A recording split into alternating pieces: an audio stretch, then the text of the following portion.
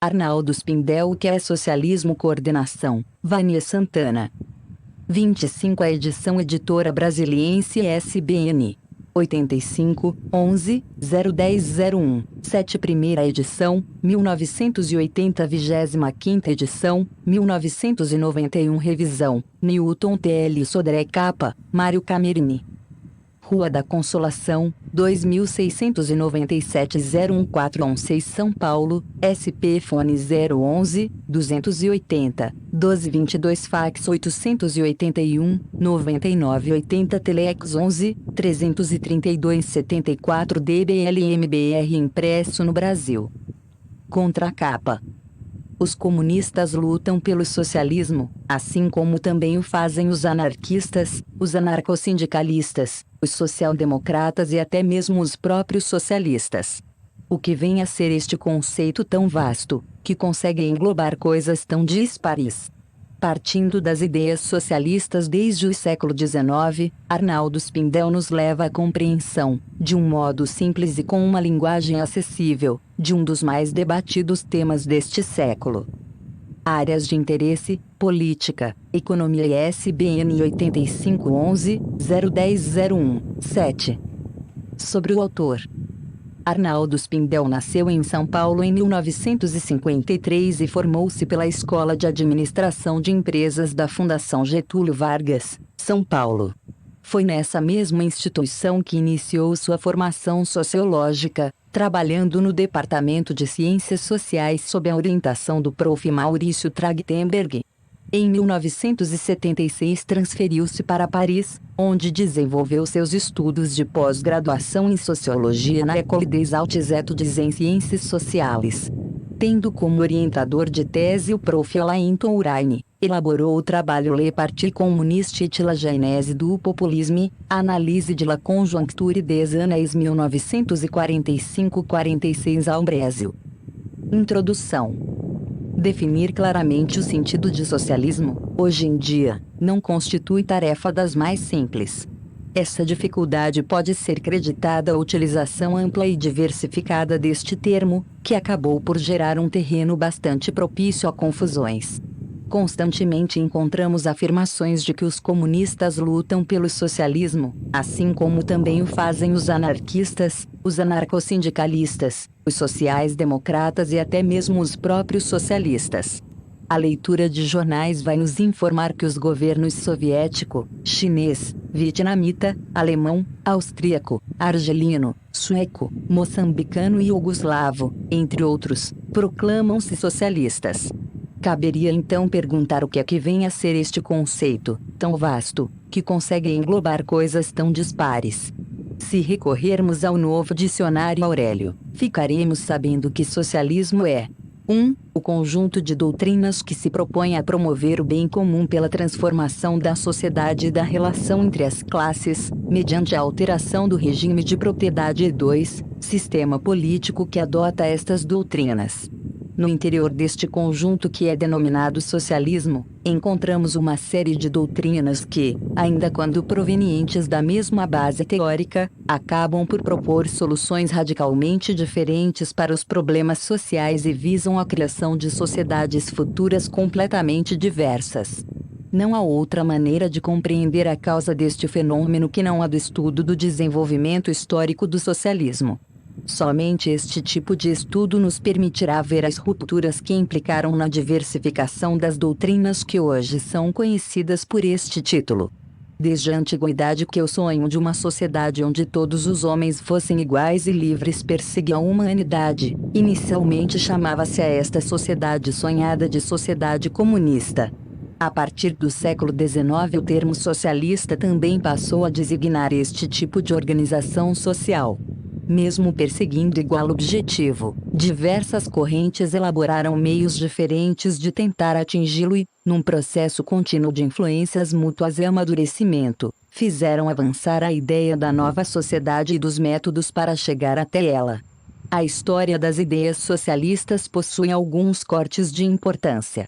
O primeiro deles é entre os socialistas utópicos e os socialistas científicos, marcado pela introdução das ideias de Marx e Engels no universo das propostas de construção da nova sociedade. Esta passagem será analisada em detalhes no decorrer deste livro. O avanço das ideias marxistas consegue dar uma maior homogeneidade ao movimento socialista internacional. Pela primeira vez, trabalhadores de países diferentes, quando pensavam em socialismo, estavam pensando numa mesma sociedade, aquela preconizada por Marx, e numa mesma maneira de chegar ao poder. Tal homogeneização do movimento dos trabalhadores não foi, todavia, completa. Doutrinas de cunho não marxista, como é o caso do anarquismo, conseguiram brecar este processo e dividir o movimento. Estas, porém, não constituíram maior obstáculo para a unificação do movimento socialista, as próprias divisões no seio da corrente marxista e, mais tarde, a revisão dos conceitos básicos da doutrina do fundador do socialismo científico acabaram por gerar propostas socialistas variadas. Dentre essas divisões podemos localizar algumas que são especialmente responsáveis pela confusão que cerca o termo socialista hoje em dia. Estamos nos referindo à utilização de comunismo e social-democracia como se estes fossem sinônimos de socialismo. Ora, se dois termos são iguais a um terceiro, seria de se esperar que eles fossem iguais entre si. No entanto, os regimes comunistas, que se dizem partidários do socialismo, atacam com vigor os regimes sociais-democratas, que também se arvoram o título de socialista, e vice-versa. Diante disto, creemos que cabe, nesta introdução, tentar esclarecer este ponto. Quando Marx e Engels escolheram o termo comunista para designar a organização a que pertenciam, a Liga dos Comunistas, e para ser usado como título de seu programa, Manifesto do Partido Comunista, eles possuíam bons motivos para fazê-lo. Socialismo designava, naquele momento, toda a corrente dos socialistas utópicos, e a Marx interessava demarcar claramente a distância que existia entre as antigas ideias socialistas e o novo corpo doutrinário que ele elaborava. Com o passar dos anos e a conquista da hegemonia das ideias marxistas sobre as demais ideias socialistas, os partidários de Marx e Engels passaram a usar indiscriminadamente o termo socialismo e comunismo, chegando mesmo a preferir o primeiro. Mais tarde, como veremos no decorrer deste trabalho, a coexistência de diversas correntes dentro da Internacional é rompida pela Primeira Guerra e tornada definitiva pela Revolução Russa. A ala mais radical, liderada por Lenin, que acabara de tomar o poder na Rússia, pretendendo deixar bem claras as diferenças existentes entre ela e as correntes moderadas e revisionistas, retoma o título de comunista que vem, desde então, designando seu movimento e a seus seguidores reunidos na Internacional ou Internacional Comunista. As demais linhas do movimento operário internacional, reconstruindo a Internacional, nos anos seguintes ao final da Primeira Guerra Mundial, sob a liderança do poderoso Partido Social Democrata Alemão, passam a preconizar uma passagem gradual da sociedade capitalista à sociedade socialista, por meio de reformas sociais e de uma atuação parlamentar. Os partidários desta linha passam a ser conhecidos como sociais-democratas ou, pura e simplesmente, socialistas. Rupturas posteriores, agora dentro do movimento comunista, que nunca deixou de se considerar como verdadeiro movimento socialista, vão fazer aparecer outras correntes marxistas que também se dizem adeptas do socialismo, como é o caso da linha chinesa ou da linha iugoslava. Levando em consideração as propostas desta coleção, restringimos nosso campo de trabalho de maneira a proceder a um breve estudo do socialismo. Por isto entendemos o relato de suas primeiras manifestações, o socialismo utópico, da introdução das ideias marxistas, do crescimento do ideal socialista no decorrer da ida internacional. O movimento anarquista e o comunista receberão maior atenção nos volumes que lhes serão especialmente dedicados. Neste trabalho contentamo-nos em fornecer algumas indicações básicas acerca do assunto. Esta ressalva também é válida para a análise do movimento socialista no Brasil, apresentada no último capítulo, onde os reflexos das doutrinas anarquista e comunista em nosso país serão apenas indicados. A recente história de uma antiga ideia. O socialismo, entendido como a preocupação por uma sociedade que suprimisse as desigualdades entre os homens, é uma ideia que pode ser encontrada no passado remoto da história universal. Ideias deste tipo podem ser encontradas já na Grécia Antiga, onde Platão, por exemplo, ao examinar as sociedades primitivas, nos falava de um estado da natureza baseado na igualdade entre os homens. No decorrer de toda a história nos deparamos, de maneira intermitente, com a existência desta preocupação. Podemos encontrá-la no Império Romano, nos primórdios do cristianismo, nas revoltas dos camponeses durante a Idade Média ou, de maneira mais elaborada, nas obras de alguns escritores, dos quais o mais conhecido é, sem dúvida, Tomás Moro com a sua Utopia, 1516. No entanto, o socialismo, tal como é entendido, geralmente, em nossos dias, entra no palco da história apenas em meados do século XVIII. E entra, de início, com um papel secundário, pois o palco estava literalmente tomado por uma prima-dona do porte da Revolução Industrial, acompanhada de um séquito de coadjuvantes composto pela jornada de trabalho de 14 horas, a expulsão dos camponeses de suas terras, os salários de fome, a exploração bestial de mulheres e crianças e a inexistência das mais mínimas condições para que a vida da maior parte da população se diferenciasse da de um animal. As ideias socialistas são uma consequência da miséria reinante, são os gritos de revolta de uma população à procura de sua dignidade humana. Este ideal socialista aparece no seio da luta dirigida por uma burguesia, cujo poder econômico crescia a cada dia, contra uma aristocracia que, apesar de economicamente decadente, ainda dominava o poder político. É no calor desta luta que o socialismo vai se temperando, amadurecendo e, gradativamente, perecendo suas características de sonho, de utopia, para tornar-se um instrumento de crítica social e de luta política.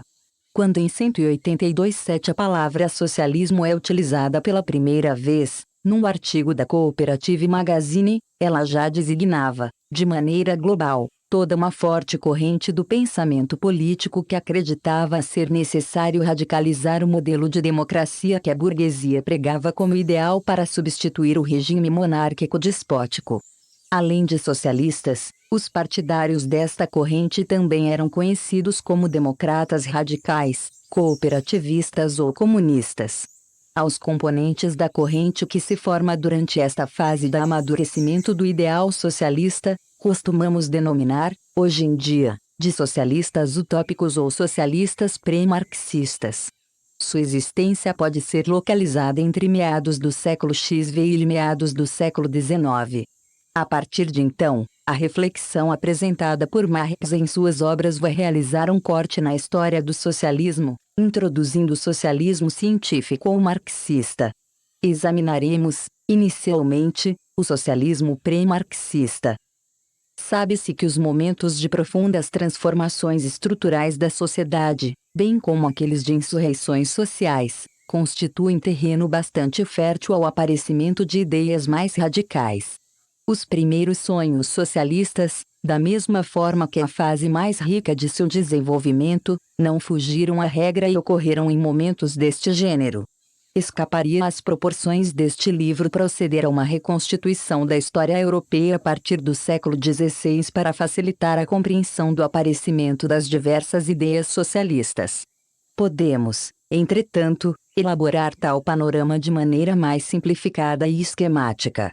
Na Inglaterra, o século XVI representou o amadurecimento da luta da burguesia comercial ligada às grandes navegações contra o domínio absoluto da sociedade por uma monarquia já obsoleta e uma igreja corrupta.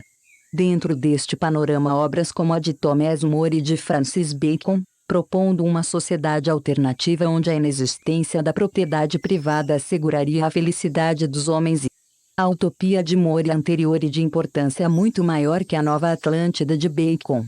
Em seu livro, More trata, inicialmente, do problema de organização das sociedades, criticando as formas adotadas em sua época. Em seguida ele nos apresenta a descrição de uma ilha imaginária onde se instalará uma sociedade comunista modelo. 3 personagens com ideias políticas extremamente diferentes discutem a forma de governo desta ilha. A Ilha de Utopia é uma república federativa composta por 54 distritos, onde as terras são comuns, a jornada de trabalho é de 6 horas e a liberdade de pensamento e expressão é total. Discutindo as vantagens e desvantagens do sistema, os três personagens acabam por abordar um interessantíssimo ponto que, séculos mais tarde, estaria novamente na ordem do dia das discussões socialistas, o da reforma ou revolução.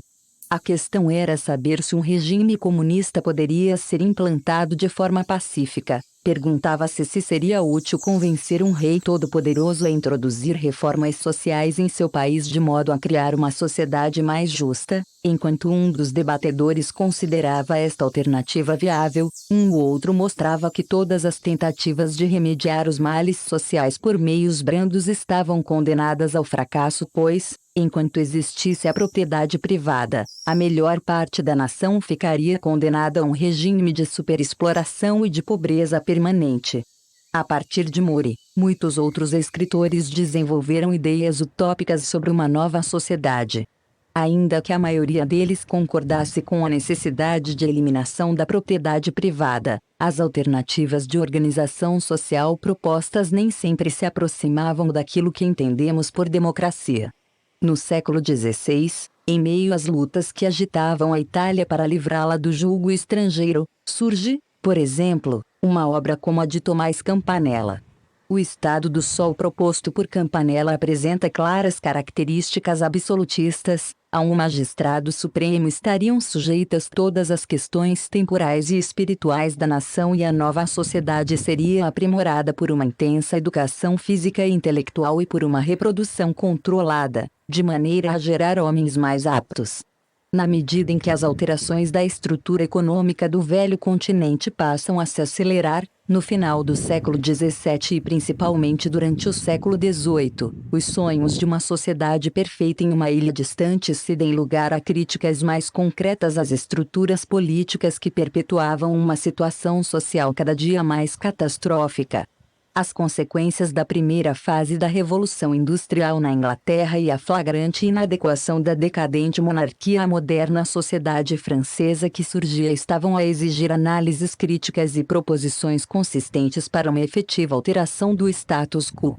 Esta fase é mareada pela produção intelectual daqueles que são conhecidos como críticos sociais. Os críticos franceses centravam seus ataques, de uma maneira geral, na monarquia, na religião e no absolutismo, responsabilizando-os pela reprodução da miséria da maioria da população. As soluções apresentadas pelos principais escritores desta linha, ainda que de pouca profundidade, eram bastante divergentes. Meslier, por exemplo, dizia que a resposta aos problemas enfrentados estava na união dos povos contra a tirania e na compreensão das leis da natureza. Já Morelli achava que nenhuma forma de Estado, nem mesmo a democrática, poderia resolver a situação. A paz social só seria encontrada no dia em que os homens retornassem às leis da natureza. Outro destes críticos que se destacam é Mably, que julga uma série de reformas poder acabar com o egoísmo do homem, que era a causa dos males sociais. Do lado inglês, dois são os nomes que têm maior importância. O primeiro é o de Stanley, que após tentar, sem sucesso, desenvolver uma experiência de trabalho comunitário na agricultura, escreve uma doutrina onde mostra que a sociedade estava dividida em classes antagônicas e prega o trabalho coletivo e a propriedade comum da terra como os meios para se atingir a felicidade. Do ponto de vista teórico, a obra de Charles Hall, Os Efeitos da Civilização, 1805, é bastante mais importante do que a dos demais críticos, pois tenta explicar a questão do lucro. Os trabalhadores criam valores, mas só recebem um salário. O valor que produzem é sempre maior do que o salário que recebem, e esta diferença, que permanece com o patrão, é o lucro. Segundo ele, a diferença entre os ricos e os pobres tendia a aumentar, acentuando com isto o antagonismo entre os dois grupos até o ponto em que estalaria uma guerra civil entre eles. Apesar da clareza de sua análise, Hall limita-se a propor que a situação fosse alterada por meio de reformas como a nacionalização do solo, simplicidade de costumes, etc. E, indubitavelmente, a Revolução Francesa, que traz consigo um aumento considerável das ideias socialistas e que lhes dá, definitivamente, consciência de seu caráter de luta política real pela modificação das estruturas sociais vigentes. Ao desencadear o processo revolucionário, com o intuito de se apossar do poder político, que estava em mãos da nobre burguesia francesa, contava com o apoio da maior parte da população francesa.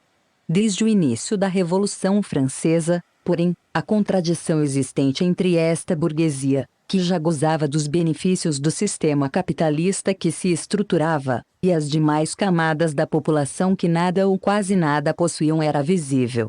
Os burgueses aceitavam lutar lado a lado com o restante do povo francês contra a nobreza e o clero, mas não tinham a menor intenção de com eles dividir o poder, após a vitória. Pequenos burgueses, artesãos, operários e a enorme massa empobrecida não tardaram a perceber que não deveriam apoiar incondicionalmente a condução do processo revolucionário pela burguesia, pois isto implicaria aceitar mudanças políticas que não trariam consigo mudanças objetivas em suas condições de vida. Constituem-se então o republicanismo de esquerda e o revolucionarismo proletário como respostas políticas destas camadas às propostas burguesas de monarquia constitucional ou república moderada. Logo na fase inicial da Revolução Francesa aparece claramente o confronto entre estes dois grupos. A primeira Constituição do período revolucionário, a Constituição de 1793, foi considerada, pelos privilegiados burgueses, como excessivamente democrático, na opinião dos que nada possuíam. Todavia, tal Constituição deixava, evidentemente, muito a desejar. Se tivermos em mente a sequência dos fatos da Revolução Francesa, recordar-nos-emos que, na fase seguinte, a repressão generalizada desencadeada por Robespierre não deixou o menor espaço de atuação para estas correntes populares. Com a morte de Robespierre e a vitória da contra-revolução, os revolucionários populares lançam-se à preparação de uma conjuração que pretendia instalar um governo de caráter socialista. Conhecida como Conspiração dos Iguais, este movimento foi inspirado e dirigido por Babeuf e por um italiano radicado na França, Buonarroti. Apesar do fracasso da conjuração e da morte de Babeuf, devido a uma traição, as ideias dos conspiradores foram reunidas em livro, alguns anos mais tarde, pelo próprio Buonarroti, sob o título de A Conspiração de Babeuf. Esta obra foi responsável pela influência que esta conjuração exerceu sobre os movimentos revolucionários do século X. O que há de extremamente importante nas ideias de Babeuf e Buonarroti é que, pela primeira vez, apresenta-se uma técnica revolucionária. Eles partiam da constatação de que os ricos não iriam entregar o poder ao proletariado por livre e espontânea vontade e que, por isto, era necessário elaborar uma tática que permitisse a estes proletários tomá-lo pela força. Pela primeira vez deixa-se de lado a crença bastante simplista de que, como a filosofia da burguesia estava baseada na razão e que, do ponto de vista social, nada poderia existir de mais racional do que uma sociedade justa e igualitária, a burguesia seria capaz de criar, por si própria, o bem-estar geral. Começou-se a perceber que liberdade, igualdade e fraternidade para a burguesia não significava a mesma coisa do que para o proletariado, e que este último, para consegui-lo, teria de se organizar e lutar. Segundo Buonarroti, quando o proletariado tomasse o poder seriam imediatamente abolida a propriedade privada e assegurados educação e trabalho para todos, mas, no que diz respeito à forma de governo, far-se-ia necessária uma fase de ditadura para consolidar o poder proletário. As características de operação militar da Revolução Proletária Socialista e a necessidade de uma ditadura do proletariado para consolidar a democracia comunista, pregadas por Babeuf e Buonarroti, estabelecem o advento do moderno socialismo, abrindo caminho para o socialismo científico e influenciando seus criadores, Marx e Engels. No caminho que vai de Babeuf a Marx, uma série de movimentos revolucionários ocorreram e muitos pensadores socialistas surgiram, propondo soluções diversas. Um destes movimentos foi o cartismo, a luta pela Carta do Povo, na Inglaterra, na década de 1830. O cartismo representa, dentro do processo político inglês, a tomada de consciência do proletariado de que vinha sendo utilizado politicamente apenas como instrumento da burguesia em suas lutas contra a nobreza. Apesar de heterogêneo, o movimento permitiu uma notável propaganda das ideias socialistas na Inglaterra. experimentado na luta política e encontrando um terreno preparado por ideias de homens como Thompson, David Ricardo e Owen, o operariado inglês lançou-se em grandes demonstrações, petições, passeatas e, algumas vezes, tentativas de revoltas, para melhorar suas condições de vida. A plataforma dos cartistas era, no entanto, exemplo claro das contradições que existiam no seio deste movimento. Reformistas misturavam-se a revolucionários. Aqueles que se satisfaziam com a mera adoção do sufrágio universal encontravam-se no mesmo movimento que aqueles que acreditavam estar dando o primeiro passo para uma revolução socialista. Foi a repressão por parte do governo inglês e a divisão cada vez mais acentuada entre estes dois grupos que levaram ao término do movimento durante a década de 40 e a um afastamento do operariado inglês das ideias socialistas. Do lado da produção intelectual socialista que antecede ao marxismo, 4 são os escritores que merecem nossa atenção: Saint-Simon, Fourier, Owen e Proudhon. A importância dos 3 primeiros já foi ressaltada por Engels no último capítulo de seu livro Anti-Düring, também publicado separadamente sob o título de Do Socialismo Utópico ao Socialismo Científico. Já o último desenvolve uma teoria contrária às ideias marxistas e vai ser atacado por Marx em A Miséria da Filosofia. Saint-Simon foi, em realidade, um liberal avançado. Escrevendo suas obras iniciais durante a primeira fase da Revolução Francesa, ele ainda possuía como ponto básico de sua visão de sociedade a divisão entre os ociosos e os produtores. Isto fazia com que, quando pregasse a necessidade de um governo dos trabalhadores, nele incluísse não só os operários, mas também os industriais, banqueiros e comerciantes. Propunha a livre empresa e a manutenção do lucro dos capitalistas, desde que estes concordassem em assumir certas responsabilidades sociais.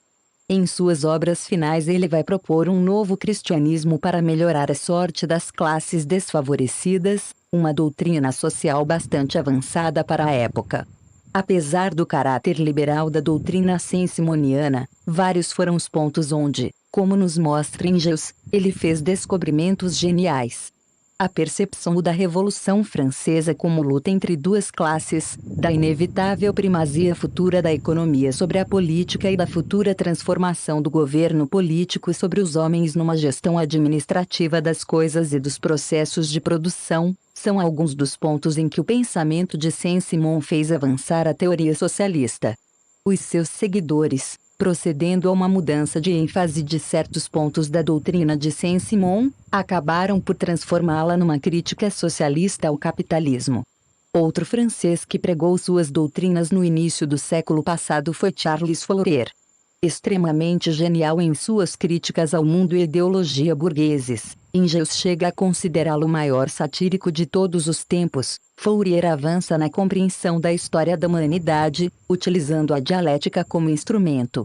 Suas proposições para as mudanças que acreditava necessárias para a sociedade não foram, no entanto, brilhantes. Sua teoria dizia que se a vida fosse organizada baseada na associação e no cooperativismo, todos os homens poderiam desenvolver integralmente seus talentos.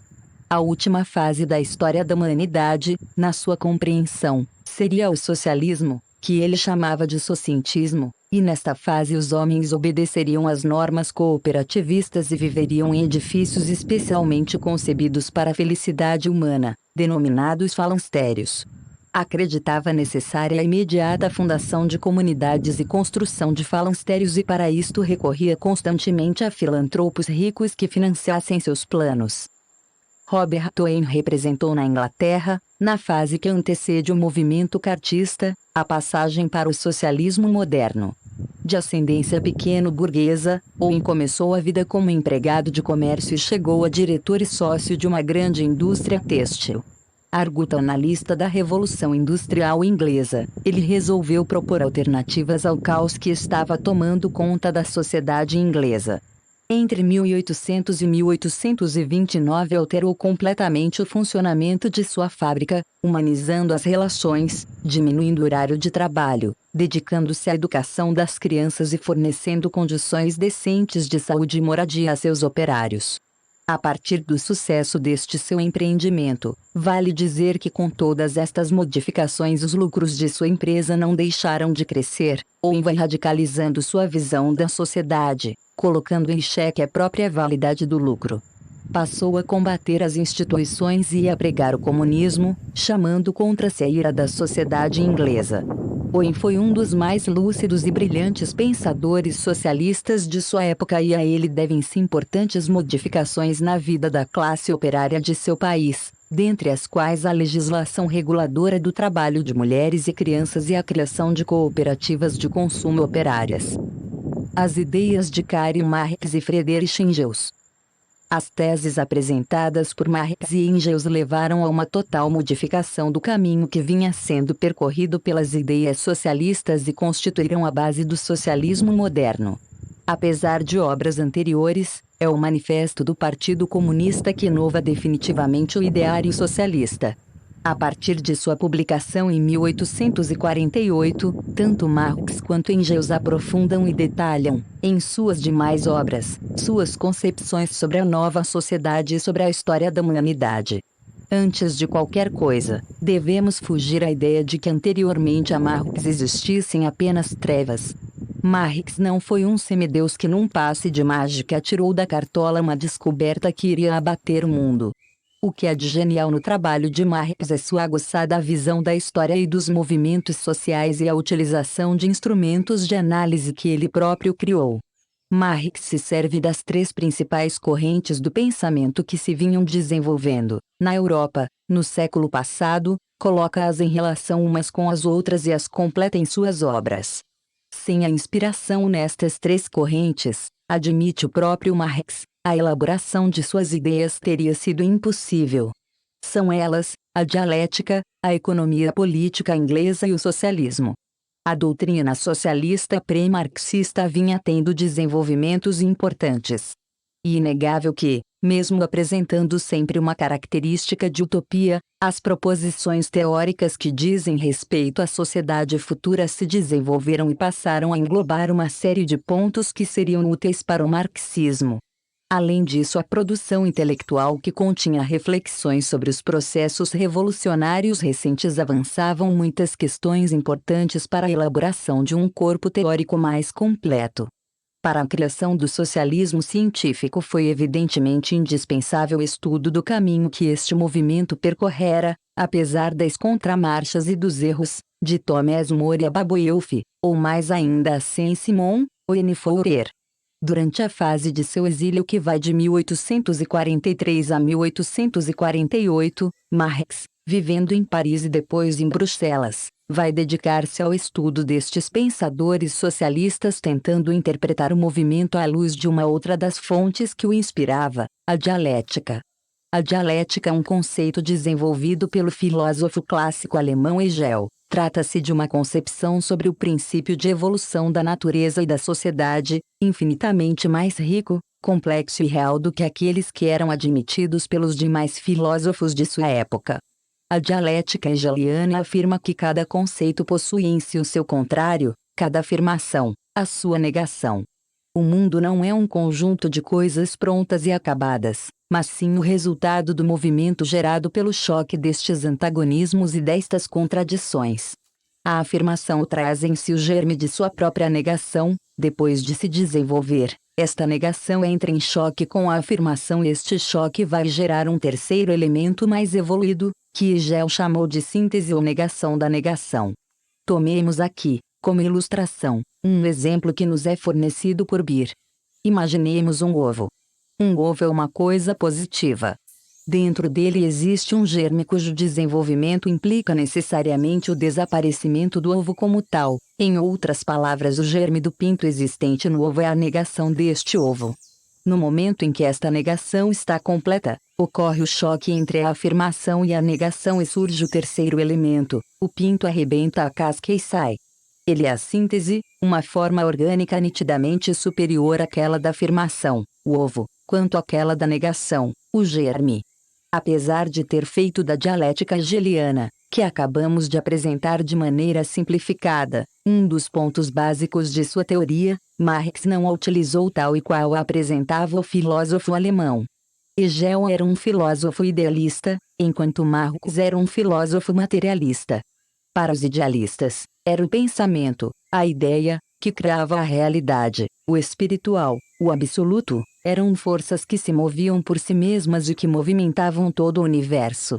Já para Marx e Engels, que aprofundaram as ideias materialistas contidas na crítica que Ludwig Feuerbach dirigira ao idealismo de Hegel. O movimento do pensamento era apenas um reflexo do real, pois na medida em que era produto do cérebro humano e que o homem era, ele próprio, produto da natureza, o pensamento não poderia deixar de ser também um produto da natureza. Ressaltemos então que a dialética que embasa a doutrina marxista não é a mesma dialética idealista de Hegel, mas sim a forma que esta dialética assume ao ser encarada desde um ponto de vista materialista. É o materialismo dialético. Para Marx, o movimento dialético não possui por base algo espiritual mas sim algo material. O materialismo dialético é o conceito central da filosofia marxista, mas Marx não se contentou em introduzir esta importante modificação apenas no terreno da filosofia. Ele adentrou no terreno da história e ali desenvolveu uma teoria científica, o materialismo histórico.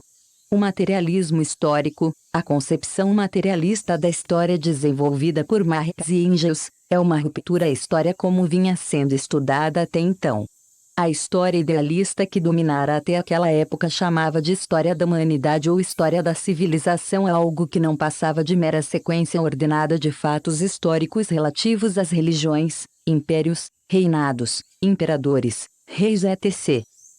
Para Marx as coisas não funcionavam desta maneira. Em primeiro lugar, como materialista, interessava-lhe descobrir a base material daquelas sociedades, religiões, impérios etc. A ele importava saber qual era a base econômica que sustentava estas sociedades, quem produzia, como produzia, com que produzia, para quem produzia e assim por diante.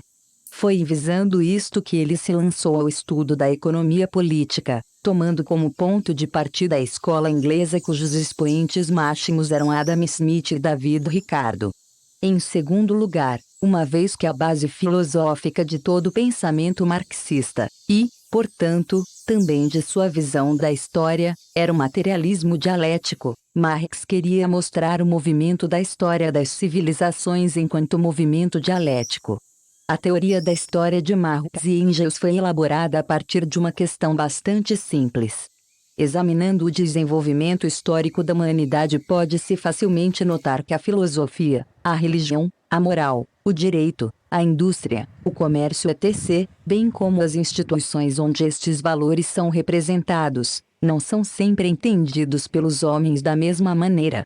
Este fato é evidente, a religião na Grécia Antiga não é vista da mesma maneira que a religião em nossos dias, assim como a moral existente durante o Império Romano não é a mesma moral existente durante a Idade Média. A pergunta que os criadores do socialismo marxista propunham-se a responder era: o que é que determina estas mudanças? Um seguidor da filosofia idealista não teria grandes dificuldades para explicar estas variações das manifestações da inteligência humana, pois em seu entender elas seriam frutos do espírito. Para um materialista, como eram tanto Marx quanto Engels, contudo, a resposta a esta questão não poderia ser tão simples e inocente. Deveria existir uma estreita correlação, passível de ser provada, entre este movimento das ideias e a realidade material da sociedade. O movimento seria produto de modificações que estivessem ocorrendo na base material da sociedade. No desenvolvimento de sua obra, Marx e Engels provam o acerto desta hipótese. Eles concluem que a estrutura político-jurídica e a ideologia, entendida esta como um sistema de ideias e os costumes, eram o resultado das relações estabelecidas pelos homens em um determinado momento da história, e correspondiam a um certo estágio das forças produtivas. O que Marx denominava de forças produtivas é o conjunto formado pelo clima, solo, água, matérias-primas, máquinas, mão de obra, instrumentos de trabalho e técnicas.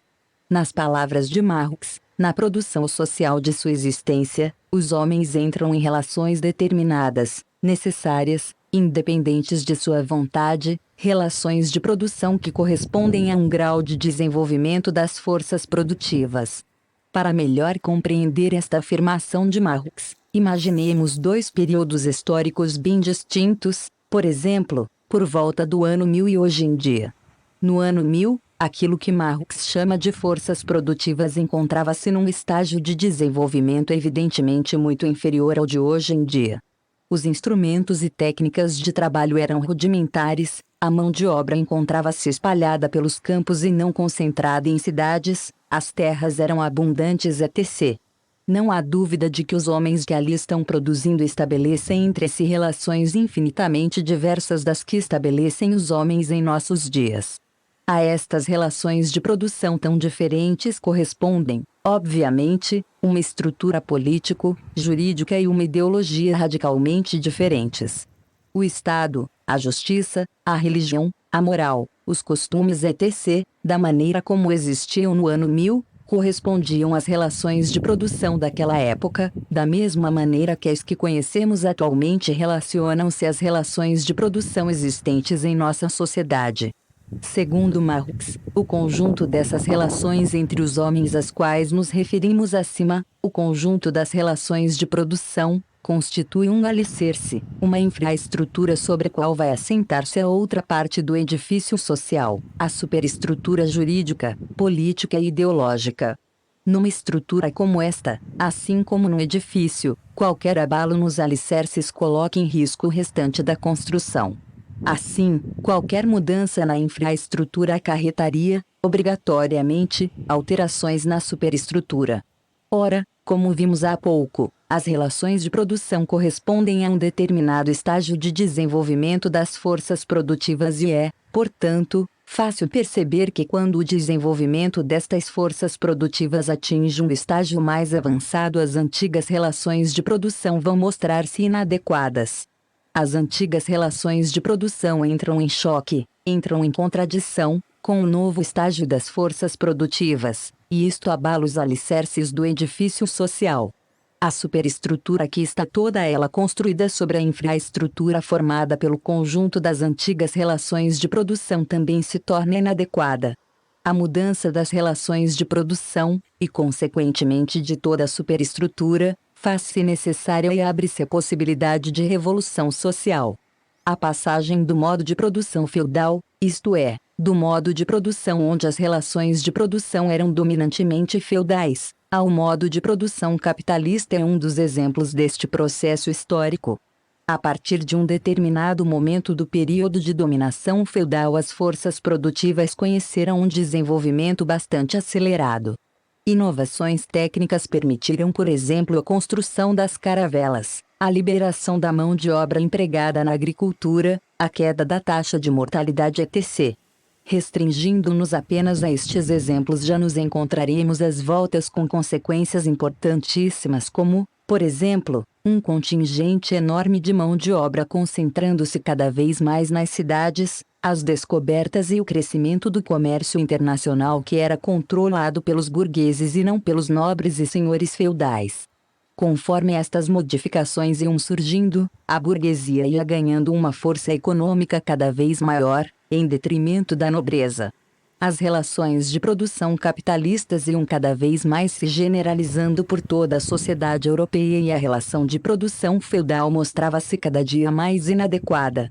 A alteração da superestrutura, contudo, não obedecia ao mesmo ritmo que as modificações na estrutura produtiva. Ela ainda permanecia fiel à antiga relação de produção, pois a estrutura de dominação política e jurídica ainda permanecia nas mãos da nobreza.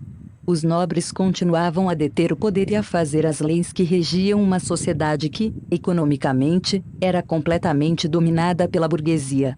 A velocidade cada vez maior do desenvolvimento das forças produtivas, principalmente através de modificações tecnológicas, como o tear mecânico, a máquina a vapor e as ferrovias, só fazem acentuar esta contradição gritante.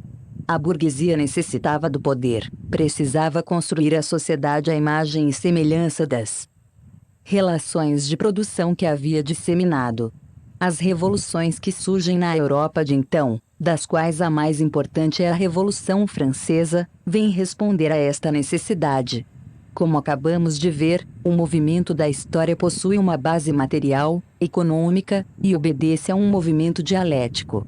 O modo de produção feudal é o fato positivo, a afirmação, mas já traz dentro de si o germe de sua própria negação. O desenvolvimento de suas forças produtivas propicia o surgimento da burguesia.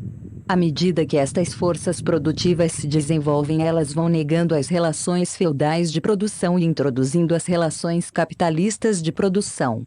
A luta entre a nobreza e a burguesia vai se acirrando. Em um determinado ponto deste desenvolvimento ocorre a ruptura e aparece o terceiro elemento mais desenvolvido, que é o modo de produção capitalista. É, portanto, a luta entre as classes que faz mover a história. Como Marx identificara, a vitória da burguesia não leva ao fim dos antagonismos entre classes, apenas faz com que mudem os elementos. Agora é o modo de produção capitalista que traz dentro de si sua negação, representada pelo desenvolvimento indispensável das forças produtivas e da classe operária. Segundo o criador do materialismo histórico, o capitalismo necessitaria para sua própria sobrevivência de um desenvolvimento das forças produtivas num ritmo jamais visto em toda a história da humanidade, e isto aceleraria enormemente o desenvolvimento da classe que a ele se opunha, o proletariado. As contradições crescentes do modo de produção capitalista abririam, inexoravelmente, caminho para uma intensificação da luta entre estas duas classes e, consequentemente, a ruptura que seria representada pela tomada de poder pelos operários e a implementação do socialismo. Este não seria, todavia, o estágio final de desenvolvimento da sociedade humana. Com a tomada de poder pela classe operária seria necessário um período para a consolidação do poder desta classe, a ditadura do proletariado, para que se pudesse passar a uma sociedade completamente sem classes e sem Estado, o comunismo. O que apresentamos de maneira resumida e simplificada neste capítulo, são apenas algumas das ideias principais de Marx e Engels. Inúmeras outras questões relevantes são tratadas em suas obras, notadamente as econômicas que estão apresentadas em O Capital, onde é mostrado o funcionamento da sociedade dominada pela burguesia e, portanto, pelo capital, mas neste texto fomos obrigados a deixá-las de lado. Há uma pedra no meio do caminho há uma pedra. Internacional e o anarquismo. O marco inicial do advento do socialismo científico foi a publicação do Manifesto do Partido Comunista de Marx e Engels, em princípios de 1848. Este manifesto foi fruto do trabalho de propaganda de suas ideias, que efetuavam Marx e Engels, na Liga dos Justos, organização de caráter socialista que agregava representantes de vários países. Desde 1847, a Liga publicava a Revista Comunista e, no final deste ano, decidiu-se a mudança do nome da organização para Liga dos Comunistas. Marx e Engels foram encarregados da elaboração do programa desta liga, daí surgindo o famoso manifesto, onde, pela primeira vez, é exposta a visão marxista da história. A Revolução de 1848, na Alemanha, permitiu aos membros da Liga uma acentuada divulgação de suas ideias neste país. O movimento revolucionário era um movimento burguês, uma investida burguesa contra o poder dos senhores feudais, mas o ambiente revolucionário propiciou um enorme aumento de veiculação das ideias socialistas. Assim que tem início a Revolução, grande parte dos membros da Liga Comunista, que eram alemães exilados, retorna a seu país para ali fazer a propaganda necessária para destruir a antiga sociedade e libertar o proletariado intelectual, política e economicamente. Com o fracasso da Revolução da Burguesia, classe ainda muito fraca para conseguir tomar o poder, a aristocracia, em 1850, a polícia alemã consegue prender diversos membros da Liga e, como consequência, desestruturá-la por completo. A década de 50 foi marcada por um descenso generalizado dos movimentos revolucionários europeus, devido à reação violenta das forças reacionárias. Nos países onde a burguesia já havia alcançado poder, como é o caso da França, ela própria se encarregou de reprimir as manifestações das classes populares, que poderiam colocar em xeque sua dominação da sociedade. Nas nações onde os senhores feudais ainda detinham o poder, podemos ver que a burguesia prefere recompor suas forças com a nobreza a unir-se ao proletariado para derrubá-la. O desenvolvimento do capitalismo vai, outrosim, paulatinamente, arrasando o que ainda restava da antiga estrutura feudal de dominação, na Europa Ocidental. Durante esta década este fenômeno é facilmente observável. Já no início dos anos 60 do século passado tem início a rearticulação das forças progressistas do operariado, que irá culminar com a fundação da Associação Internacional dos Trabalhadores, conhecida como Internacional. Esta organização é resultado de um lento e progressivo processo de aproximação entre os proletários ingleses, franceses e exilados dos demais países europeus. Desde 1856 pairava no ar a ideia de se criar uma Liga Internacional dos Trabalhadores. Os contatos entre os grupos que sustentavam esta ideia amildam-se a partir de 1862 e, finalmente, em 1864 é fundada a Internacional. A fase inicial da Associação Internacional dos Trabalhadores foi toda pontuada por grandes dificuldades. Problemas de ordem operacional constituíram-se em obstáculos de primeira grandeza para o desenvolvimento da organização. Apesar da excelência de seus membros, a Internacional possuía como filiadas organizações que, na realidade, não eram representativas da classe operária de seus respectivos países. O exército de operários que a Internacional tinha sob seu comando era numericamente muito pouco significativo. A única delegação que realmente representava um enorme contingente de trabalhadores, a inglesa, mantinha-se estranhamente à margem dos trabalhos da Haiti. As divergências ideológicas constituem outro problema cuja presença é constante durante a Internacional. Nos primeiros anos, apesar da influência de Marx, que fizera parte da comissão de elaboração dos estatutos, a organização apresentava uma forte corrente de socialistas seguidores da linha de Proudhon. Apesar disto, Marx consegue, habilmente, evitar a dissolução da Haiti e assegurar a preponderância de suas ideias principais. O proudhonismo, apesar de extremamente forte nos dois primeiros congressos da Primeira Internacional, 1866 e 1867, representava uma ideia historicamente ultrapassada. Sua pregação do mutualismo operário e sua posição contra a greve como instrumento de pressão já não correspondiam à realidade, a primeira devido ao fracasso das experiências efetuadas neste sentido pelos próprios partidários de Proudhon e, a segunda, porque a grave crise econômica que se abatera sobre o continente europeu, por volta de 1867, fertilizara o terreno para a eclosão de inúmeros movimentos grevistas. Pouco a pouco os proudhonianos passam a aceitar as ideias de Marx e Engels. Por outro lado, o surto grevista ao qual nos referimos acima traz um número cada vez maior de organizações e operários para a órbita da Internacional.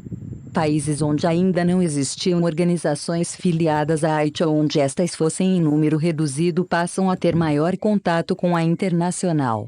Este é, por exemplo, o caso da Itália ou ainda o da Espanha. Outro fator de enorme importância para o crescimento da Associação Internacional dos Trabalhadores foi a ruptura que ocorre dentro do socialismo de corrente lassalliana. O socialismo preconizado pelo alemão Lassalle dominara, durante a década de 50, praticamente a totalidade do movimento socialista de seu país. Lassalle, que mantivera contatos estreitos com Marx e Engels e estudara suas ideias, acabara por optar por uma teoria em que mesclava socialismo com nacionalismo. Para ele, ambos eram igualmente importantes e, em vista disto, passa a colaborar ativamente com a burguesia alemã para a unificação do país sob a liderança do Estado prussiano. A tônica de seu trabalho para a obtenção de reformas era eminentemente parlamentar. Com a ruptura, um grupo socialista comandado por Liebknecht Bebel funda um partido que apresenta um programa concorde com as ideias marxistas e que se aproxima da Internacional. Nesta fase de crescimento surge em cena a mais importante divergência ideológica que vai conhecer a Internacional. Trata-se do conflito entre as ideias de Marx e Bakunin. Bakunin era um revolucionário russo que apresentava proposições mais radicais do que as preconizadas pelo criador do socialismo científico. Ele abominava tudo o que, na doutrina marxista, implicava disciplina e organização. Não acreditava na necessidade de um processo de educação e organização das massas trabalhadoras, sob a condução de um partido político, para o desencadeamento do processo revolucionário. Segundo ele, uma elite revolucionária, apoiada por uma massa de camponeses e trabalhadores, poderia chegar ao poder, bastando para isto atuar como detonador do processo revolucionário. Bakunin tampouco acreditava ser necessária a passagem por um período de ditadura do proletariado para atingir a sociedade sem classes. Ele pregava a imediata eliminação do Estado. A partir de sua admissão na Internacional, em julho de 1869, a força dos partidários de Bakunin, os anarquistas ou socialistas libertários, aumenta consideravelmente. Tal fato não é de estranhar, pois para os países menos desenvolvidos e com uma classe operária ainda muito reduzida, as ideias de Bakunin permitiam imaginar uma revolução socialista dentro de um prazo mais curto do que o exigido pela teoria de Marx. Foi na Itália e na Espanha que o anarquismo conheceu seu maior desenvolvimento. A oposição de Bakunin aos marxistas chegou a ameaçar a política preconizada pelo Conselho Geral da Haiti, mas os acontecimentos internacionais durante o ano de 1870 colocaram, por um momento, esta disputa em um segundo plano. Foi neste ano que estourou a Guerra Franco-Prussiana, na qual a França foi rapidamente derrotada pelas forças do chanceler alemão Bismarck. Apesar de a Internacional já ter previamente discutido sobre o perigo de eclosão deste conflito e determinado que, neste caso, os trabalhadores dos países envolvidos deveriam decretar greve geral, quando a guerra teve início a Organização dos Trabalhadores nada pôde fazer. A sequência dos fatos após a derrota francesa vai ter enorme repercussão para a Internacional. A derrota levou, imediatamente, à queda da monarquia e à proclamação da República Francesa. Diante deste fato, a Internacional lança um manifesto ao proletariado pedindo para que este reforçasse o novo governo e aproveitasse as liberdades burguesas para proceder à sua organização de classe. Marx temia uma revolta popular que considerava prematura. Bakunin, por outro lado, viaja à França expressamente para insuflar os franceses a esta revolução. Finalmente, em março de 1871, dá-se o início da Revolução, a Comuna de Paris. O governo republicano, em seu afã de desarmar rapidamente a população parisiense, vai provocar a reação do povo, manifesta na eclosão do movimento revolucionário. Com participação ativa, porém não decisiva, dos partidários da Internacional, o governo da Comuna de Paris passou a destruir o antigo Estado e a lançar as bases de um Estado proletário. Suprimiram o exército permanente, substituindo-o por milícias populares, atacaram a burocracia, determinando que o preenchimento de cargos seria feito por meio de eleições, separaram a Igreja do Estado e substituíram a centralização pelo federativismo entre os estados da França. A experiência da Comuna foi vista por Marx como a efetivação do Estado proletário e a tentativa de sua estruturação. Por outro lado, o fracasso desta tentativa deu a Marx armas para reforçar seus argumentos em favor da necessidade de um período de ditadura para tornar viável a existência de uma sociedade comunista democrática. Segundo ele, o Comitê Central da Guarda Nacional, que fora o responsável pelo início da revolta que o levara à Comuna, pecara por excesso de democracia. Se, em vez de, 8 dias após a tomada de poder, convocar eleições para uma Assembleia Nacional, ele tivesse imediatamente atacado as forças burguesas do governo republicano, o sucesso da Comuna poderia ter sido preservado e espalhado por todo o país. O fracasso da Comuna de Paris foi fatal para a Associação Internacional dos Trabalhadores. Em todos os países ela passou a ser acusada de a grande responsável pela Comuna e, consequentemente, a sofrer violenta repressão, assim como sofreu repressão o movimento operário europeu em geral. A desintegração da Internacional, todavia, não foi imediata. A impossibilidade de qualquer atuação mais relevante por parte dos internacionalistas favoreceu o desenvolvimento das disputas teóricas cada vez mais acentuadas entre os partidários de Marx e os de Bakunin. Em 1872, no Congresso de Haia, estes últimos foram expulsos e o Conselho Geral da Haiti foi transferido para Nova York, onde permaneceu até seu fechamento, em 1876. A importância desta internacional não pode ser estabelecida na razão direta de sua duração. 12 anos foram suficientes para difundir as ideias de Marx para os trabalhadores de diversos países. O trabalho da Internacional serviu para descartar definitivamente as concepções, em maior ou menor grau, utópicas do socialismo. A Revolução Socialista passou a ser vista como algo possível, a partir do próprio proletariado organizado. Foi no próprio corpo da Internacional, outrossim, que se desenvolveu um dos mais perigosos inimigos do marxismo, o anarquismo. Esta doutrina apresentou ao proletariado uma outra concepção do processo revolucionário, mas, especialmente, frisou pela primeira vez o perigo de uma burocratização do Estado socialista. Este era o motivo pelo qual insistia na ideia, na prática pouco plausível, de uma passagem direta a uma sociedade sem Estado. As ideias de Marx frutificaram na criação de centenas de partidos proletários e no advento de revoluções baseadas em seus princípios. As ideias de Bakunin não conheceram tal importância, mas não deixam de ser úteis para manter viva a lembrança de que socialismo implica a liberdade. O socialismo científico de Marx e Engels apresentou, no entanto, leituras bastante diversas. A partir da Segunda Internacional, após a morte de Marx em 1883, já se pode notar uma compreensão bastante variada dos ensinamentos de seus criadores, que acabarão por levar tanto à Revolução Russa de 1917 quanto à quase total descaracterização da social-democracia enquanto movimento verdadeiramente socialista marxista. A Internacional e a social-democracia. Em 1891, 15 anos após a extinção da Associação Internacional dos Trabalhadores, Internacional, vai ressurgir a Organização de Trabalhadores em caráter internacional. A Segunda Internacional é o fruto do amadurecimento dos inúmeros contatos estabelecidos entre os trabalhadores europeus durante a década de 80. Durante estes anos, contatos entre o proletariado francês e inglês não conseguiram levar à rearticulação da Organização Internacional, devido, sobretudo, à oposição dos socialistas alemães. O próprio Engels, herdeiro natural de Karl Marx, morto em 1883, às vésperas do Congresso de Paris em 1889, onde pela primeira vez desde o fim da Internacional reuniam-se representantes da classe operária de diversos países, manifesta-se contra a reedição da organização, taxando-a de inútil, impossível e sintoma de nostalgia. As profundas diferenças entre a IA e a Internacional só podem ser compreendidas se levarmos em conta as modificações quantitativas e qualitativas por que passara o movimento socialista dos principais países europeus durante este período. O acentuado crescimento destas organizações e o aparecimento das diversas tendências conflitantes dentro do socialismo constituem o ponto básico do quadro destas modificações.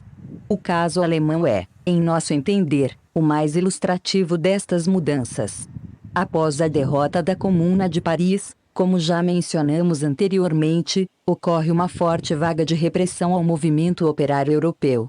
Na Alemanha, as duas correntes do movimento operário, a Lassalliana, que admite a colaboração com a burguesia, e a Eisenachiana, de tendência marxista, apesar dos 100.000 votos obtidos nas eleições de 1871, vão ser fortemente reprimidas. Com o intuito de melhor defenderem sua sobrevivência frente aos ataques do governo, estas duas correntes decidem deixar de lado os pontos que as separavam e, baseadas em seus pontos comuns, elaborarem um programa único. Este programa foi aprovado no Congresso de Gotha, 1875, e levou à fusão entre os dois grupos.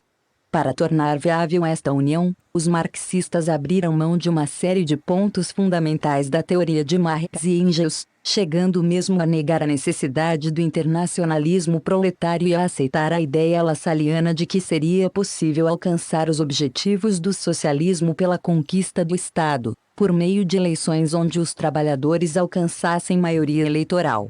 O próprio Marx não poupou críticas a esta atitude daqueles que se denominavam seguidores de sua doutrina, em um livro denominado A Crítica ao Programa de Gotha. Reunidas sob o título de Partido Social Democrata Alemão, estas duas correntes, apesar das fortes divergências internas e da repressão governamental, conheceram um enorme avanço no campo eleitoral.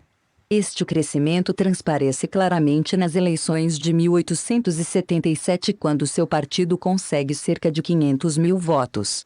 Frente a este fato, o governo alemão decide aumentar ainda mais a repressão ao movimento operário, lançando as leis antissocialistas com as quais pretendia barrar o avanço do Partido Social Democrata. De acordo com esta legislação, ficavam proibidas quaisquer manifestações, publicações, reuniões públicas, comícios etc. que tivessem por objetivo propagandear as ideias socialistas.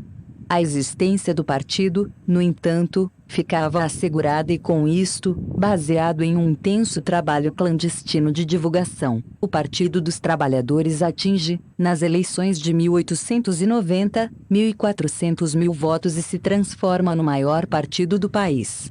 O governo se vê obrigado a revogar as leis antissocialistas e o Partido Social Democrata volta a desempenhar legalmente todas as suas atividades.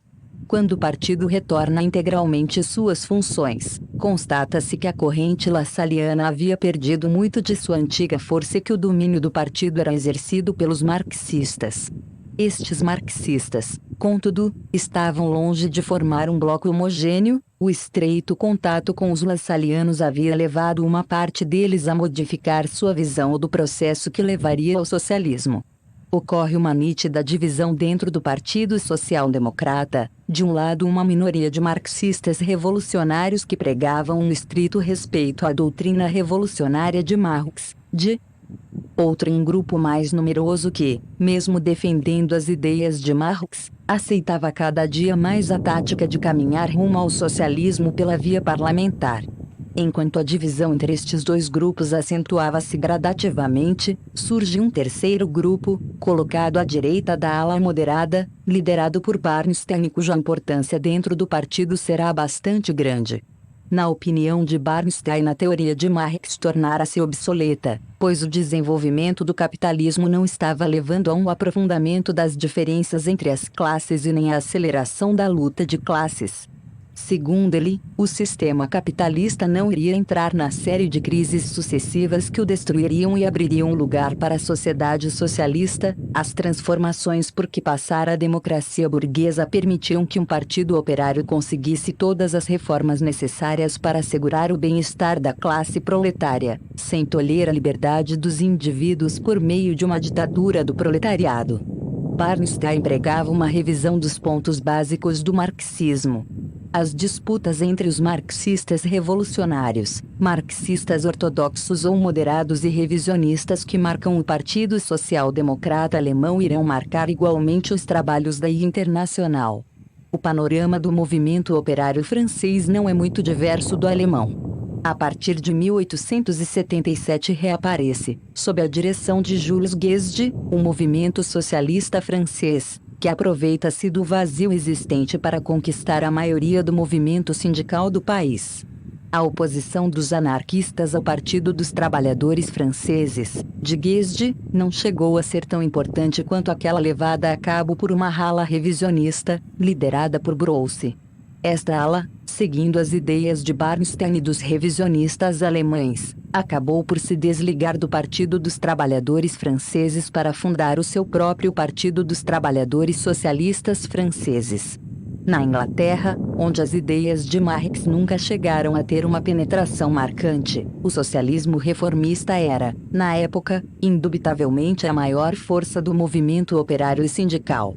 A partir das duas últimas décadas do século passado, o socialismo inglês passou a adotar a postura teórica pregada por um grupo de intelectuais que se agrupavam em uma organização conhecida como Sociedade Fabiana. Os fabianos, ainda que não possam ser considerados revisionistas, uma vez que suas teorias não eram baseadas numa revisão das obras de Marx e Engels, não se diferenciavam muito dos grupos deste gênero. Acreditavam ser possível, através de reformas sociais propostas ao legislativo, chegar à igualdade social e mesmo, paulatinamente, suprimir a propriedade privada. Apesar da existência de algumas correntes cooperativistas que ainda se baseavam nas doutrinas de Owen e Proudhon, e da vaga de radicalização que toma conta do movimento operário inglês durante a crise econômica do início deste século, são as ideias fabianas que dominam o movimento sindical e o Partido Trabalhista deste país. Foi a partir dos contatos entre os movimentos operários destes países da Europa que amadureceu a ideia de convocação de um congresso internacional em Paris, em 1889. As marcantes diferenças ideológicas entre os diferentes grupos e partidos levou a que fossem realizados dois congressos, paralelos e rivais, na capital francesa. De um lado reuniram-se os marxistas franceses e os sociais-democratas alemães, de outro os reformistas franceses e os sindicalistas ingleses. As tentativas de fazer do primeiro destes dois congressos o ponto de partida para o ressurgimento da Internacional encontraram cerrada resistência por parte dos sociais-democratas, e fracassaram em seu intento. Um ano mais tarde, foi conseguida a unificação entre os dois blocos do movimento operário europeu e convocado o Congresso de Bruxelas para 1891. Nele, que é considerado o marco inicial da Internacional, ficou nítida a vitória dos marxistas, moderados e revolucionários, frente aos demais grupos. Aflige a primeira fase de vida desta nova Internacional o mesmo velho problema que marcara a fase final de sua antecessora, o anarquismo. Já no Congresso de Bruxelas os anarquistas se viram excluídos dos debates, mas a polêmica entre estes e os marxistas continua até o final do século. Esta discussão estava centrada, principalmente, em dois pontos: a validade ou não de uma atuação parlamentar dos representantes proletários e a necessidade de organização da classe operária em partidos. A vitória dos marxistas, implicando a eliminação definitiva dos anarquistas da Internacional, torna ponto pacífico a questão da necessidade de um partido como principal instrumento de atuação dos socialistas, mas deixa ainda em aberto o ponto referente ao peso que deveria ser dado à sua atuação parlamentar. Ao entrar no século XX, a Internacional encontrava-se dividida em três grupos distintos, à semelhança do Partido Alemão. À direita estava o grupo revisionista de Bernstein, no centro os marxistas moderados dirigidos por Kautsky e à esquerda os marxistas revolucionários liderados por Lenin e Rosa Luxemburgo. O grupo de Bernstein, como já vimos, recusava o marxismo e pretendia modernizar o movimento socialista à luz do desenvolvimento capitalista, tentava fazê-lo abandonar uma teoria que considerava ultrapassada. O grupo moderado dos marxistas ortodoxos defendia o marxismo destas acusações e reafirmava a total aplicabilidade das ideias de Marx e Engels, apesar de todas as transformações por que passara a sociedade. Já o grupo de esquerda acreditava na necessidade de renovação, mas de uma renovação dentro do próprio marxismo de cunho eminentemente revolucionário. Se examinarmos o conjunto dos trabalhos desta Internacional, poderemos constatar que as propostas reformistas do grupo bernsteiniano eram constantemente derrotadas. Isto, entretanto, é apenas meia-verdade. Na prática era o reformismo que ia, gradativamente, ganhando terreno. A ala moderada, apesar de dizer-se, constantemente, fiel ao marxismo, apresentava, na prática, uma atuação cada vez mais reformista. Tal postura não é de estranhar se levarmos em consideração que estes senhores representavam prósperos partidos, com milhares de adeptos e donos de força política considerável nos respectivos países e que não queriam correr o risco de basear sua atuação no pressuposto da inevitabilidade da passagem revolucionária do capitalismo para o socialismo, exatamente numa época em que a sociedade capitalista passava por um momento de prosperidade. Parecia-lhes menos arriscado acreditar que um poderoso partido operário seria capaz de impor as reformas sociais necessárias e levar a sociedade, gradualmente sem abalos, ao socialismo. Era apenas o grupo de esquerda que continuava a pregar a necessidade de uma tática revolucionária para a tomada do poder. Com a Revolução Russa de 1905, esta posição ganhou um notável, ainda que breve, reforço. Táticas como greves gerais políticas e organização em forma de sovietes, utilizadas pelos russos, parecem ter dado ao movimento socialista internacional a consciência da necessidade de elaboração de uma estratégia revolucionária eminentemente marxista. Tal consciência, e com ela o reforço à posição radical, não teve tempo de aprofundar suas raízes devido à derrota desta primeira etapa do processo revolucionário russo. A partir daí, apesar do controle formal da Internacional pelos moderados, o reformismo vai avançar rapidamente. Comparada à primeira Internacional, a segunda apresentava à primeira vista uma aparência de força e de melhor organização. Formada por partidos de peso dentro dos respectivos países e contando com um organismo permanente, o Escritório Socialista Internacional, desde 1900, a Internacional possuía, em verdade, uma estrutura bastante débil e não apresentava condições de sobreviver a uma grande crise.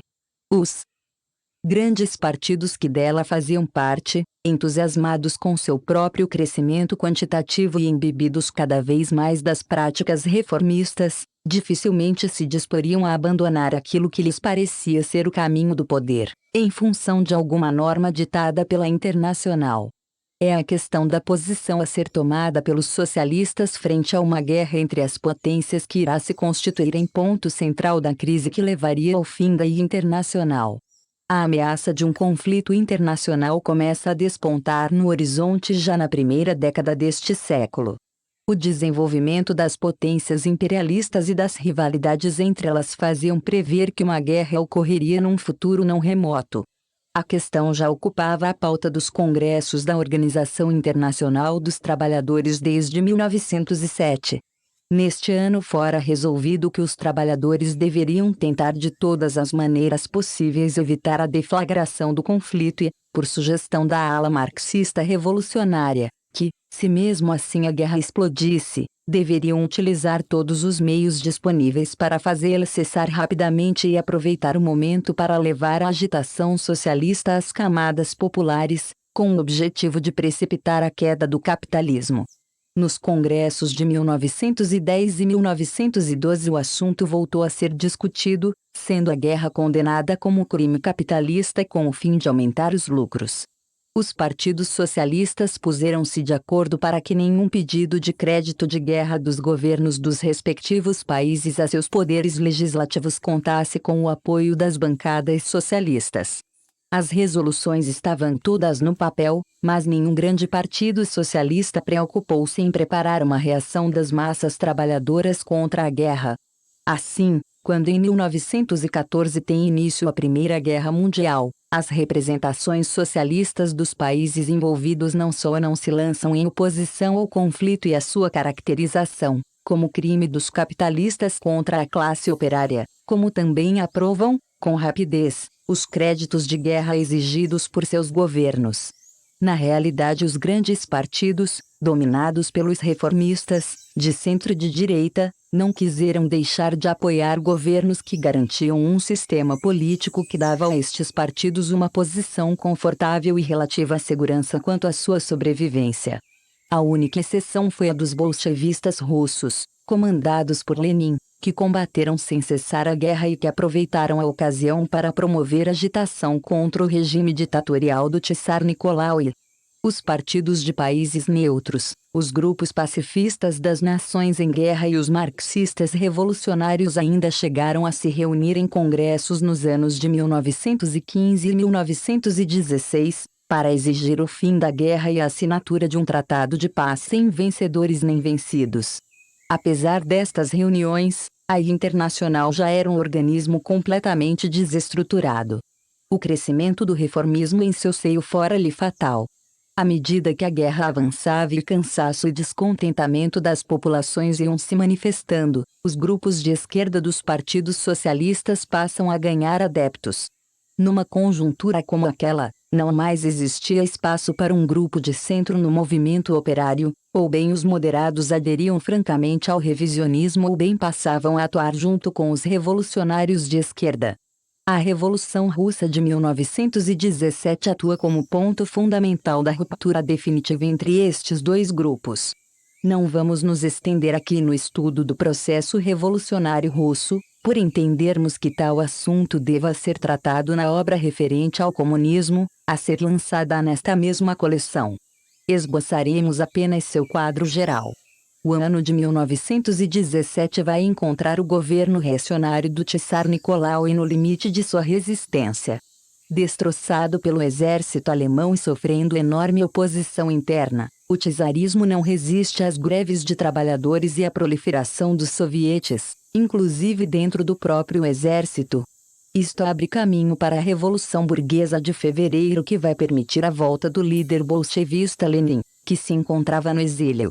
No comando de seu partido, Lenin vai continuar insistindo na exigência de uma paz imediata, ainda que isto representasse sérias perdas territoriais para a Rússia.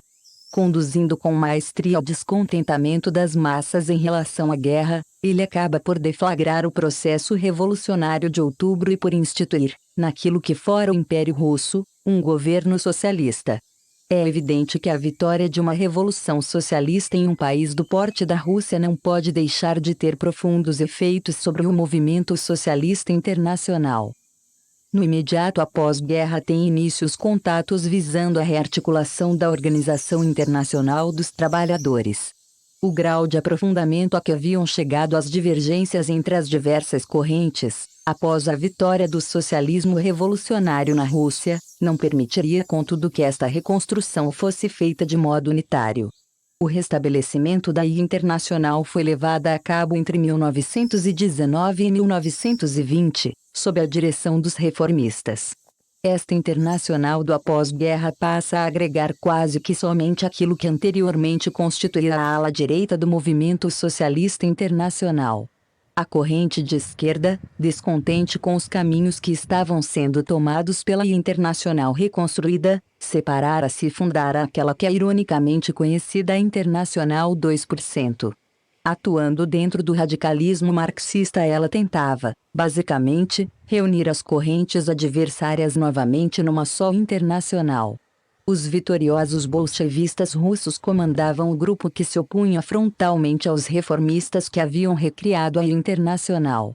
Em 1919 eles convocaram uma conferência internacional, convidando apenas os grupos que tinham em comum apoio à ditadura do proletariado sob a forma do poder dos sovietes. Este grupo decide formar a Internacional sob o nome de Internacional Comunista. Em 1923, quando já não existe a menor possibilidade de reunião das três correntes, a Internacional 2 e a 2% reúnem-se e lançam a Internacional Socialista. A partir deste momento, socialismo e comunismo passam a significar, na prática, coisas bastante diferentes. Ainda que possuindo as mesmas bases teóricas, os movimentos socialista e comunista possuem visões de mundo divergentes e propostas de solução para os problemas da sociedade com poucos pontos em comum. O socialismo no Brasil. Aqueles que se interessam pela história do movimento operário brasileiro, estão acostumados à afirmação de que as vertentes principais do movimento socialista internacional entre o proletariado brasileiro seriam, em primeiro lugar, uma corrente anarquista ou anarco-sindicalista, que ocupa a liderança das lutas desta classe durante as primeiras 2 décadas deste século, e, em seguida, uma corrente comunista surgida de dentro deste movimento anarquista e que vai gradativamente tomando-lhe a posição de liderança. Nada temos a objetar quanto a estes dois fatos. Efetivamente, a atuação dos elementos anarquistas no início do século impulsionou o movimento operário brasileiro, da mesma maneira como os fundadores, em 1922, do Partido Comunista, que vai liderar o movimento socialista no país, haviam sido, em sua quase totalidade, antigos militantes anarquistas. Não nos cabe, contudo, adentrar na análise mais pormenorizada destas duas correntes específicas do socialismo, visto que volumes sobre este assunto encontram-se em preparação nesta mesma coleção. Esta condicionante levou-nos a procurar aquilo que, no movimento operário de nosso país, espelhasse as correntes socialistas imediatamente anteriores ao advento do socialismo científico, o pensamento da ala não anarquista da Internacional e as doutrinas presentes na Internacional.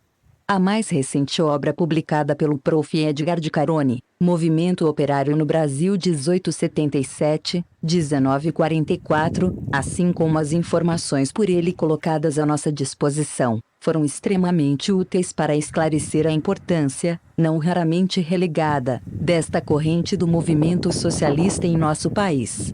O movimento socialista brasileiro, como todos sabem, é reflexo de seu congênere europeu e foi introduzido pelos imigrantes de origem europeia que aqui chegam a partir, notadamente, das últimas décadas do século XIX.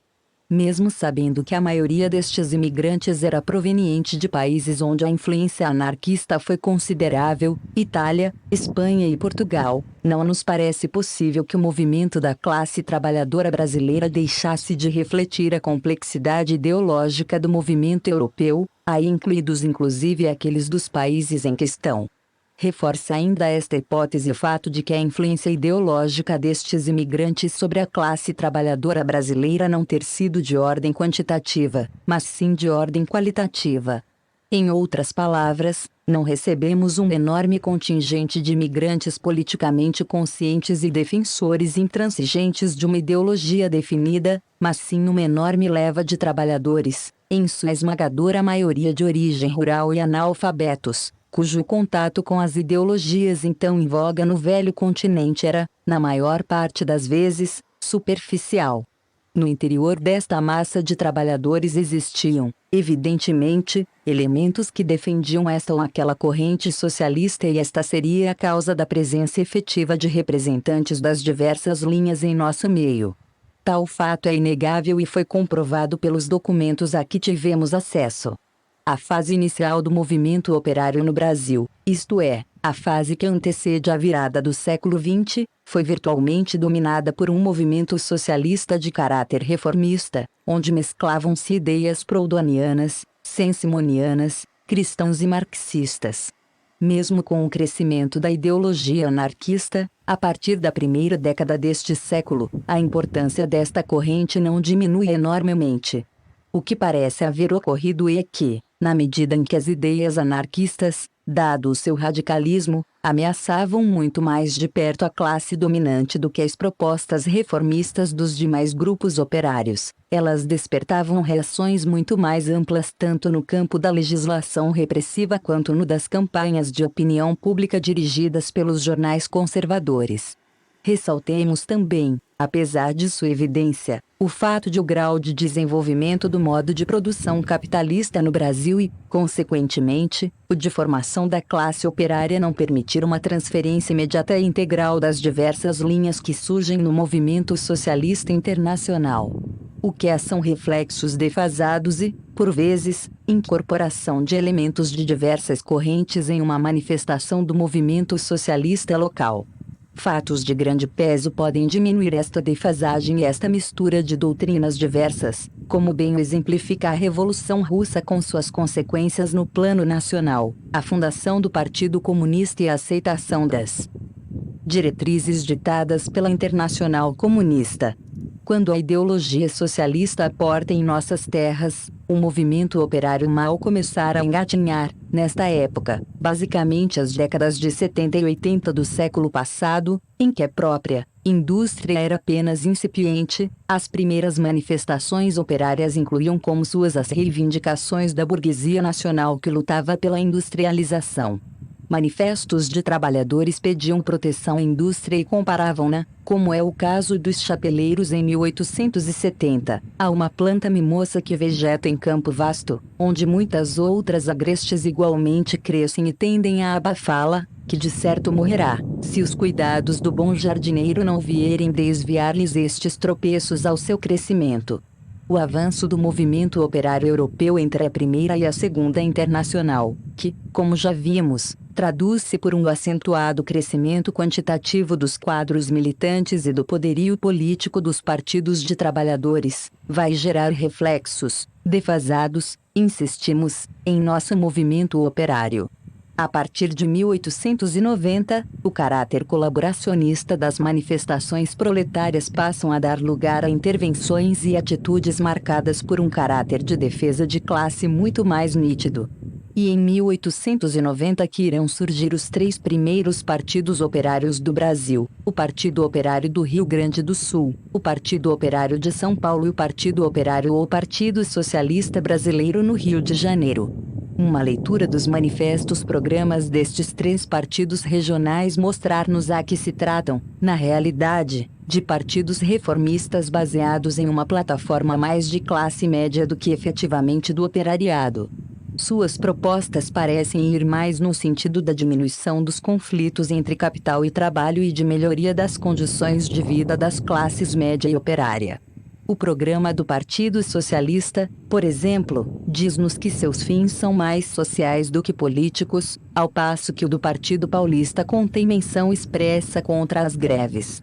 É no decorrer da década de 90 que se pode notar o aparecimento de influências das modernas teorias socialistas europeias. No intervalo de tempo que vai do aparecimento dos primeiros partidos proletários ao aparecimento do Partido Socialista Brasileiro de 1902 é que vemos pela primeira vez menções à revolução social segundo os princípios da ciência econômica e política, conquista do poder político pela classe operária, criação de cooperativas com instrumentos de trabalho em propriedade coletiva e abolição de todas as classes sociais. Dentre todos os pequenos partidos que surgem nesta época, aquele que parece mais próximo, teoricamente, das doutrinas do socialismo científico é o Partido Operário Socialista, 1895, mas mesmo este não deixava de apresentar um caráter nitidamente reformista. O segundo Partido Socialista fundado no país, o de 1902, deixa bem mais clara a sua condição de seguidor das doutrinas marxistas. Sua posição pode ser considerada ligeiramente semelhante à da ala moderada da Internacional. Preconizava a utilização de greves como arma na luta econômica da classe operária e aceitava como elemento de sua atuação política a luta eleitoral. Em seu programa de reformas necessárias existem propostas no sentido da socialização da assistência médica, eletricidade, água e educação. Entre as leituras que recomendava aos seus membros encontravam-se as obras principais de Marx e Engels. As tentativas do PSB de espalhar sua influência pelos demais estados frutificou em São Paulo, onde surgiu o Centro Socialista Internacional, a ele ligado, e que tinha como interesse primordial a organização de cooperativas, ligas de resistência, greves e outras formas de organização da classe trabalhadora. Apesar das tentativas dos socialistas de veicular ao máximo suas teorias e de organizar o proletariado em um grande partido, a influência anarquista, crescente a partir desta época, vai colocar obstáculos à consecução destes objetivos. Em abril de 1906, reuniu-se no Rio de Janeiro o primeiro Congresso Operário Brasileiro, onde a proposta de fundação de um partido socialista teve a oposição dos anarquistas e foi derrotada.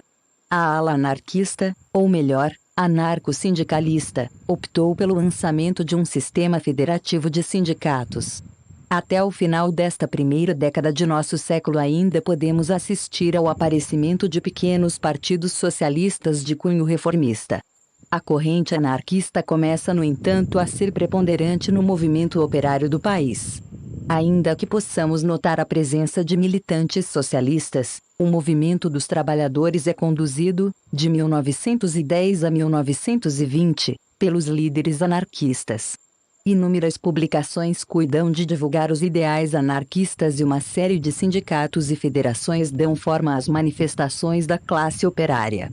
Esta é também uma fase de grande repressão por parte do governo. Toda uma legislação específica é criada para evitar a manifestação dos trabalhadores, a expulsão de operários estrangeiros, envolvidos com a mobilização política da classe, para seus países de origem torna-se fato corriqueiro.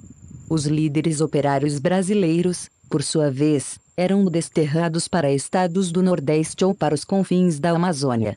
Com a vitória da Revolução Russa de 1917, as ideias comunistas passam a conhecer uma rápida propagação no movimento socialista brasileiro.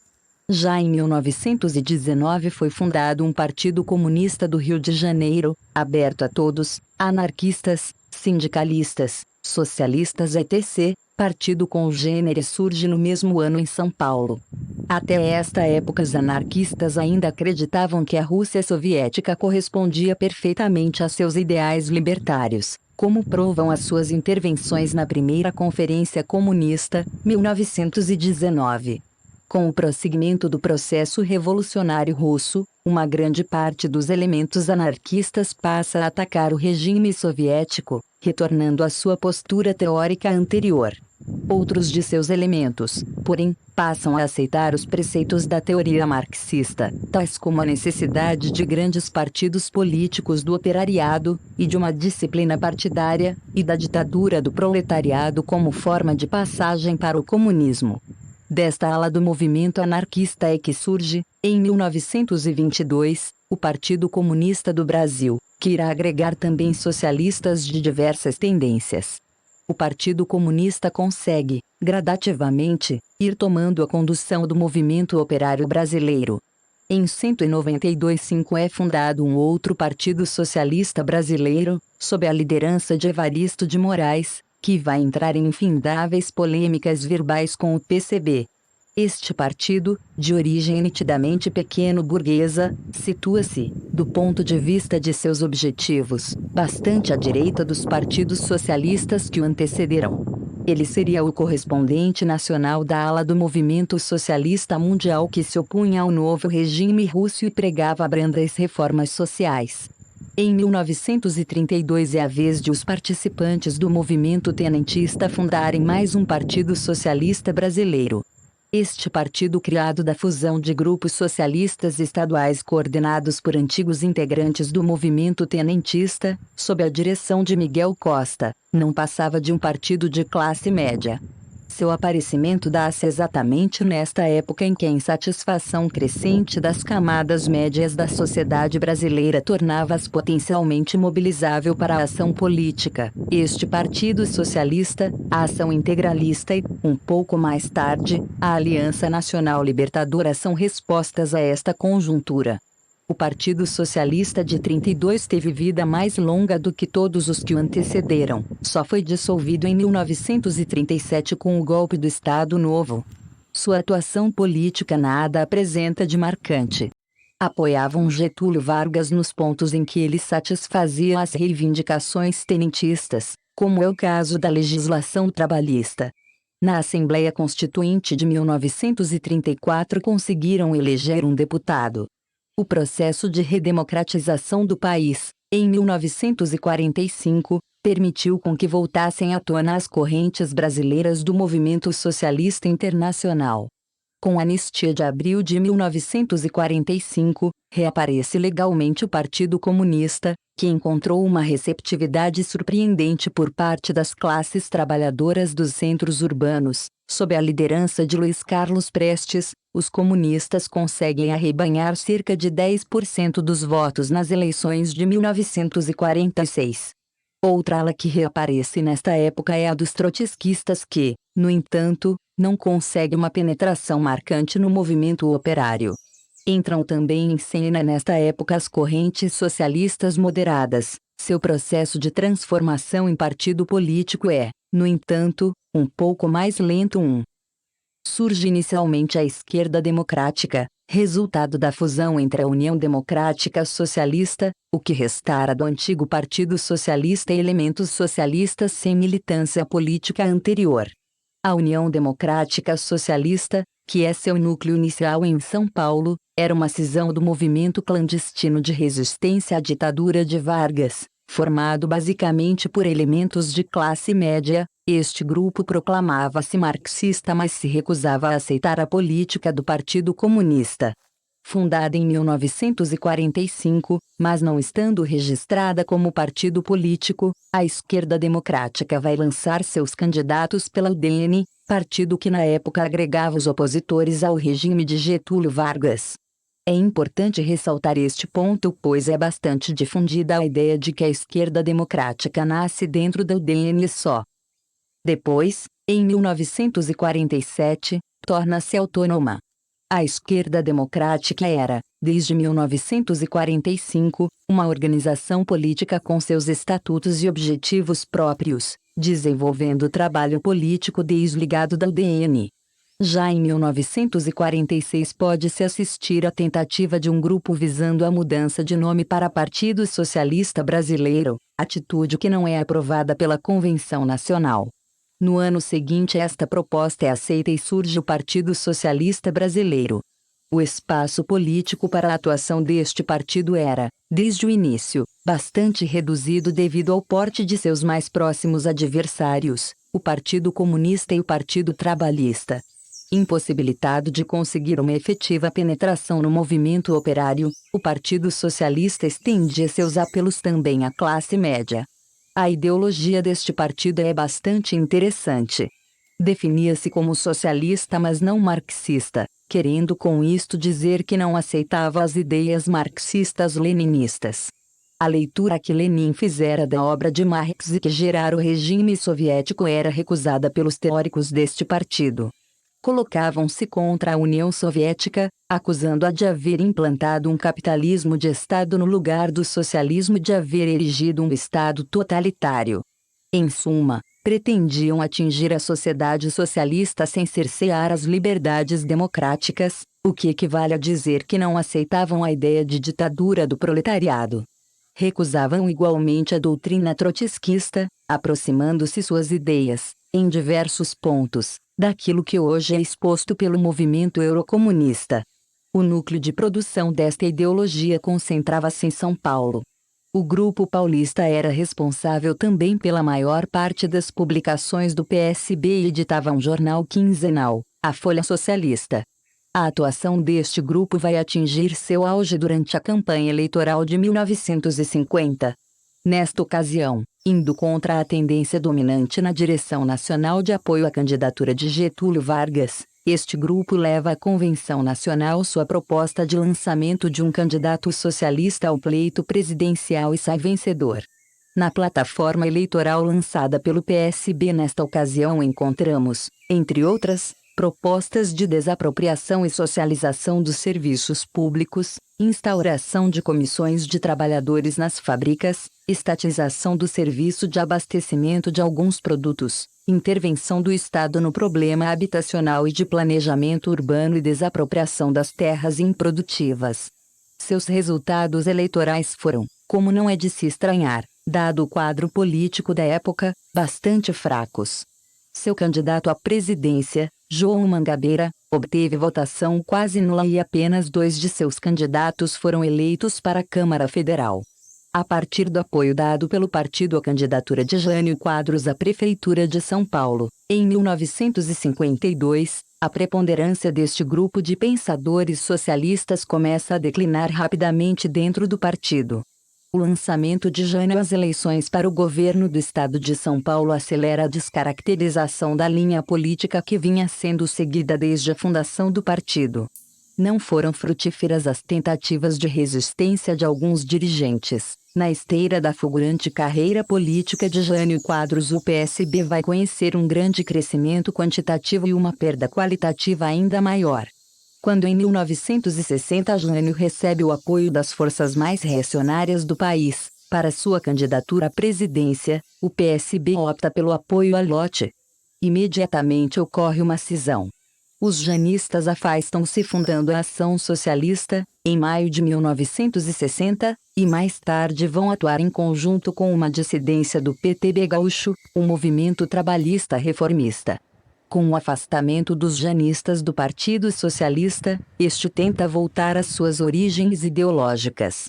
O quadro político da época, todavia, não mais se prestava a apurismos desta ordem. Os socialistas passam então a desenvolver um trabalho em comum com os trabalhistas e comunistas, tentando evitar as radicalizações que levariam fatalmente a um retrocesso político. Como sabemos, não obteve sucesso e com a tomada do poder pelos militares em 1964 o Partido Socialista Brasileiro vai ser extinto. As informações, bem como os documentos sobre esta fase do socialismo, foram-nos prestadas pelo Dr. Febo Gicovati, fundador e ex-dirigente do PSB, a quem agradecemos. Caro leitor, as opiniões expressas neste livro são as do autor, podem não ser as suas. Caso você ache que vale a pena escrever um outro livro sobre o mesmo tema, nós estamos dispostos a estudar sua publicação com o mesmo título como segunda visão. Leituras afins. O que é anarquismo? Caio Túlio Costa. O que é autonomia operária? Lúcia Bruno. O que é capitalismo? Afrânio Mendes Catani. O que é comunismo? Arnaldo Spindel. O que é democracia? Denis Rosenfield. O que é ideologia? Marilena Chauí. O que é marxismo? José Paulo Neto. O que é revolução? Florestan Fernandes. O que é stalinismo? José Paulo Neto. O que é trotskismo? José Roberto Campos. Digitalização, revisão, formatação e restauração. Capa. Esta obra foi digitalizada sem fins comerciais e destinada unicamente à leitura de pessoas portadoras de deficiência visual, por força da Lei de Direitos de Autor. Por isto, este trabalho é oferecido gratuitamente aos amigos cegos e deficientes visuais de acordo com a Lei. Lei 9.610, de 19 de fevereiro de 1998, sobre os direitos autorais. Alteração, atualização e consolidação da legislação. Título I, dos direitos do autor. Capítulo IV, das limitações aos direitos autorais. Art. 46 não constitui ofensa aos direitos autorais, e, a reprodução. D, de obras literárias, artísticas ou científicas, para uso exclusivo de deficientes visuais, sempre que a reprodução, sem fins comerciais, seja feita mediante o sistema Braille ou outro procedimento em qualquer suporte para esses destinatários. Arnaldo Spindel. O que é socialismo? Coordenação, Vânia Santana. 25. A edição Editora Brasiliense SBN. 85, 11, 01001. 7. Primeira edição, 1980. 25ª edição, 1991. Revisão, Newton T.L. Sodré. Capa, Mário Camerini. Rua da Consolação, 2697 01416 São Paulo, SP Fone 011 280 1222 Fax 881 9980 Telex 11 332 74 DBLMBR impresso no Brasil. Contracapa. Os comunistas lutam pelo socialismo, assim como também o fazem os anarquistas, os anarcossindicalistas, os social-democratas e até mesmo os próprios socialistas. O que vem a ser este conceito tão vasto, que consegue englobar coisas tão dispares? Partindo das ideias socialistas desde o século XIX, Arnaldo Spindel nos leva à compreensão, de um modo simples e com uma linguagem acessível, de um dos mais debatidos temas deste século. Áreas de interesse: política, economia e SBN 8511 01001 7. Sobre o autor. Arnaldo Spindel nasceu em São Paulo em 1953 e formou-se pela Escola de Administração de Empresas da Fundação Getúlio Vargas, São Paulo. Foi nessa mesma instituição que iniciou sua formação sociológica, trabalhando no Departamento de Ciências Sociais sob a orientação do Prof. Maurício Trachtenberg. Em 1976 transferiu-se para Paris, onde desenvolveu seus estudos de pós-graduação em Sociologia na École des Hautes Études em Ciências Sociales. Tendo como orientador de tese o Prof. Alain Touraine, elaborou o trabalho Le Parti communiste et la genèse du populisme, analise de la conjoncture des années 1945-46 ao Brasil. Introdução.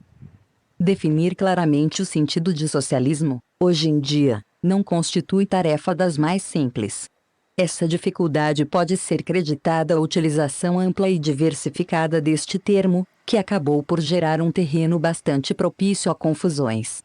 Constantemente encontramos afirmações de que os comunistas lutam pelo socialismo, assim como também o fazem os anarquistas, os anarcossindicalistas, os sociais-democratas e até mesmo os próprios socialistas. A leitura de jornais vai nos informar que os governos soviético, chinês, vietnamita, alemão, austríaco, argelino, sueco, moçambicano e iugoslavo, entre outros, proclamam-se socialistas. Caberia então perguntar o que é que vem a ser este conceito, tão vasto, que consegue englobar coisas tão dispares. Se recorrermos ao